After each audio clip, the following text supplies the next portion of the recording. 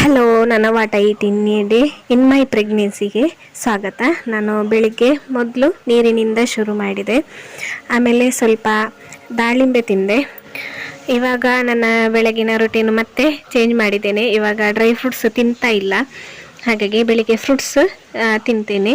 ಆಮೇಲೆ ನನ್ನ ತಿಂಡಿ ಮಾಡಿದೆ. ಇವತ್ತು ನಮ್ಮ ತುಳುನಾಡಿನ ಸ್ಪೆಷಲು ಓಡ್ ರೊಟ್ಟಿ ಮತ್ತು ಟೀ. ಬೆಳಗಿನ ತಿಂಡಿ ಆದಮೇಲೆ ಸ್ವಲ್ಪ ಹೊತ್ತಿಗೆ ಸ್ವಲ್ಪ ಕೇಸರಿ ಹಾಕಿದ ಹಾಲು ಕುಡಿದೆ. ಆಮೇಲೆ ಮಧ್ಯಾಹ್ನದ ಊಟಕ್ಕೆ ಇವತ್ತು ಸ್ವಲ್ಪ ಸ್ಪೆಷಲ್ ಇತ್ತು. ಮೀನು ಸಾರು, ಮೀನು ಫ್ರೈ, ಆಮೇಲೆ ಅಲಸಂಡೆ ಪಲ್ಯ. ಇದಿಷ್ಟೊಂದಿಗೆ ನನ್ನ ಊಟ ಮುಗಿಸಿದೆ.